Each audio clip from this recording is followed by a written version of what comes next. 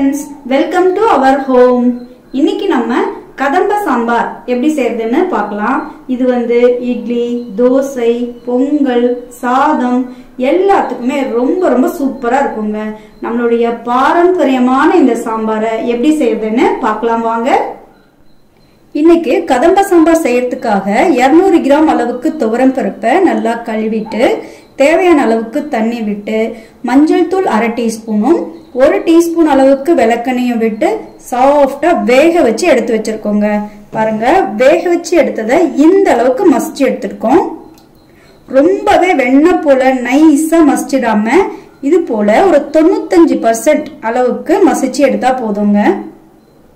200 gram அளவுக்கு துவரம் பருப்பு நம்ம எடுத்தோம் அப்படின்னா 1/2 கிலோ அளவுக்கு எல்லா காய்கறிகளையும் கலந்து எடுத்து வச்சிருக்கோங்க.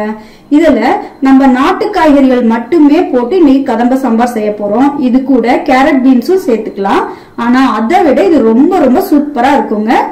இதுல எதெல்லாம் நாட்டு காய்கள் அப்படின்னா எந்த காயெல்லாம் நம்ம சொல்றப்போ காய்ன்னு முடியுதோ அதெல்லாம் நாட்டு காய்கள்.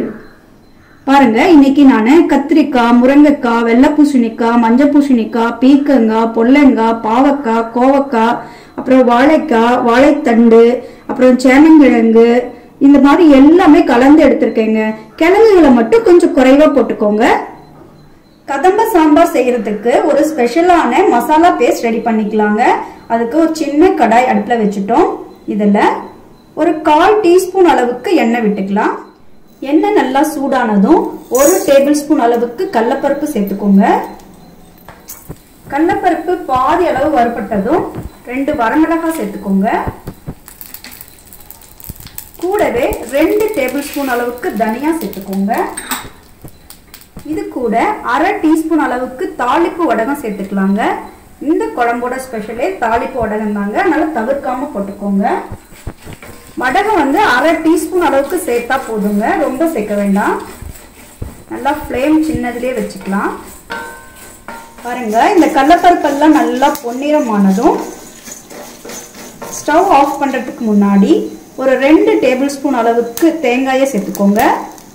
கூடவே 1/2 டீஸ்பூன் அளவுக்கு பெருங்காயத்தூள் சேர்த்துக்கோங்க. இப்போ இது எல்லாத்தையும் நல்லா மிக்ஸ் பண்ணிட்டு ஸ்டவ் ஆஃப் பண்ணிடலாம். இதை ஆற விட்டு அரைச்சி எடுத்துக்க போறோம். பாருங்க, நம்ம வறுத்து வச்ச சாமானம் எல்லாம் நல்லா ஆறியாச்சு. இது கூட கொஞ்சமா தண்ணி தெளிச்சு கரகரப்பா அரைச்சி எடுத்துக்கலாம்.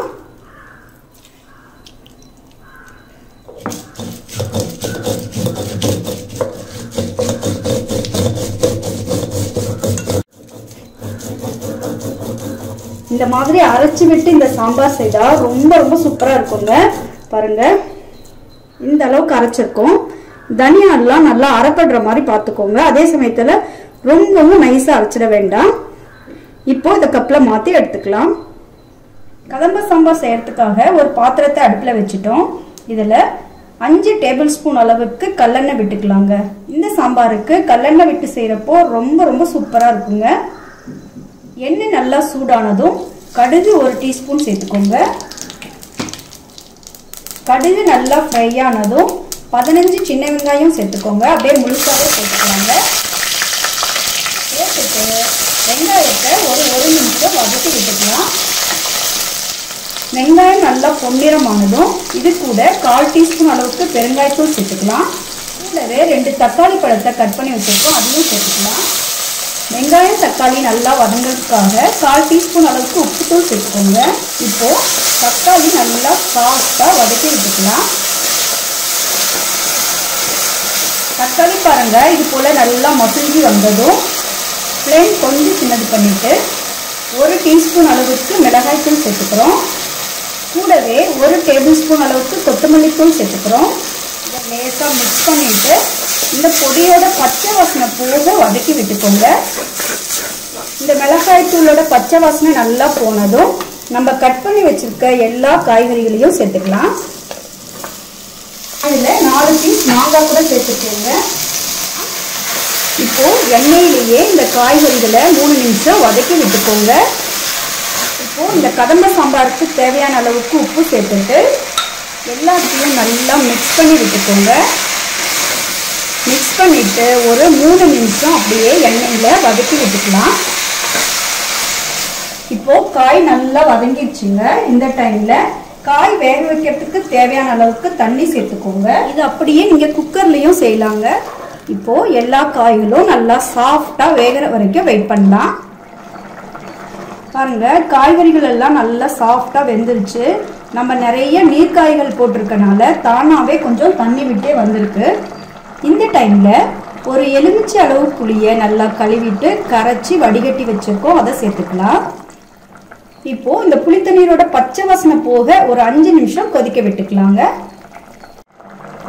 பாருங்க, இந்த புளியோட பச்சை வாசனை நல்லா போயாச்சு. புளியோட பச்சை வாசனை நல்லா போனது கன்ஃபார்ம் பண்ணிட்டு தான் நம்ம பருப்பு சேர்க்கணுங்க. இப்போ நம்ம வேக வச்சு எடுத்த பருப்பை சேர்த்துக்கலாம்.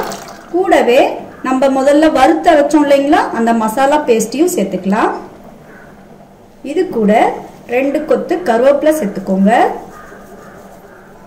எல்லாத்தையும் நல்லா மிக்ஸ் பண்ணி விட்டுக்கோங்க. பருப்பு சேர்த்த பின்னாடி ரொம்ப நேரம் கொதிக்க விடக்கூடாதுங்க. எல்லாம் சேர்ந்து இந்த இடத்துல ஒரு கொதி வர்றப்போ ஸ்டவ் ஆஃப் பண்ணிடலாம்.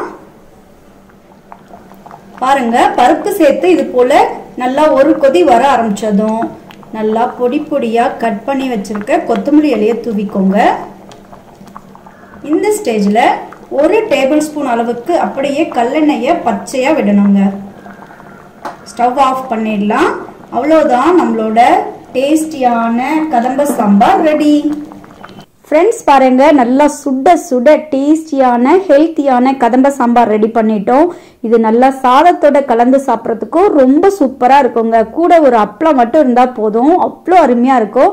அது மட்டும் இல்லைங்க, இட்லி, தோசை, பொங்கல் எல்லாத்துக்குமே அவ்வளோ அருமையா இருக்கும். நீங்களும் கண்டிப்பா இந்த ரெசிபியை வீட்டில் ட்ரை பண்ணி பார்த்துட்டு எப்படி இருந்ததுன்னு கமெண்ட்ல சொல்லுங்க. இந்த வீடியோ உங்களுக்கு பிடிச்சிருக்குன்னா ஞாபகமா லைக் பண்ணுங்க, ஷேர் பண்ணுங்க, மறக்காம சப்ஸ்கிரைப் பண்ணிக்கோங்க. நன்றி.